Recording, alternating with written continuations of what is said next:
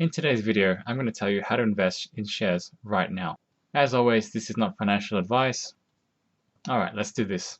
Look, share investing is a lot easier as a side hustle and less risky than what most people think. And in the long run, it is far better than not investing at all. Look, saving rates are quite shit at the moment. And even though I'm unemployed, I do try to continue investing when and wherever I can. A bit about me. I've been investing in shares for over 5 years now and would like to think that I've come a long way, but I will always remember how I started out. Now, initially I was a wuss and I was scared of losing all my money, as I'm sure most beginners are. Now, before we get started, I'd just like to remind everyone that shares are a long-term investment, so hold them for over 5 years.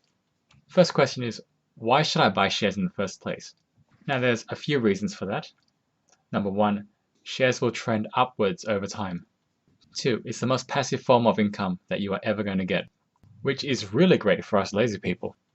Number 3, as a shareholder, you will have part ownership of that company, if you actually care about that, and can vote on company issues. Number 4, you're going to be rolling in dividends, which are usually paid twice a year. Now, it's normally a cash payment, but can be reinvested through dividend reinvestment plans for more compounding growth potential. Now, I'd like to highlight this point, but dividends are not always guaranteed, and it is usually up to the company itself whether they want to pay out dividends or not. Now, in Australia, we have franking credits, which means that you pay less tax as the company is already taxed on profits. And if you're not sure about this, you will usually see it as the dividends will be listed as fully franked. The second main question is, what shares do I buy? Basically, make any investment that you're comfortable with and can see doing well in the future. Now, for newbies, I recommend that they should stick to exchange-traded funds and listed investment companies. Each one is a bit different, but they generally invest in the top 200 companies of the market, and they usually have a long history of paying out dividends, and now that's what you want to hear.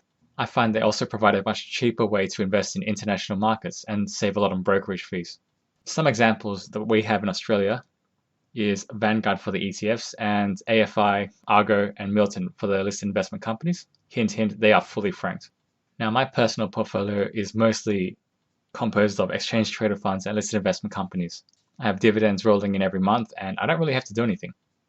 And now the third main question, how do I buy and sell shares? Well, you will need to go through a broker. Most of the banks have brokerage services, but it pays to shop around. I personally use Selfwealth. My referral link is in the description, and if you sign up, we will both get 5 free trades each. Expanding on the buying and selling side of shares. So when should I buy? And is now a good time to buy? The important thing to have here is patience. The patience to wait for a drop in the market. But just know that picking the absolute bottom of the price is impossible. Even the professionals will get it wrong. And from there, when should I sell my shares? Well, I used to think never, but I don't know anyone who has gone broke taking a profit. I feel like when you have made the amount of money that you want to, or when you've realized that you made a bad investment decision. I remember my very first investment ever, which was an LIC. It went down by 50% and I sold out. Now, I sold out because I realized my money was put to better use in other investments.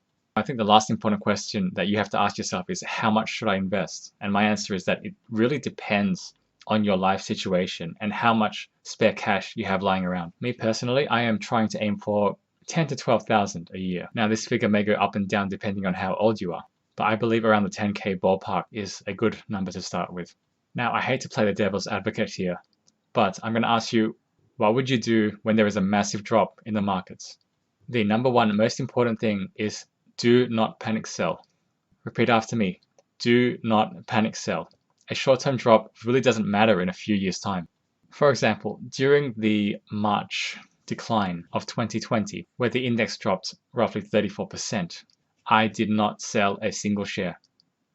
In fact, over that time, March 2020 to where we are now in May 2021, I have pretty much doubled my share portfolio. Just putting in a little bit here, a little bit there, and trying to buy the dips, a strategy that I would hope pays off in the long run.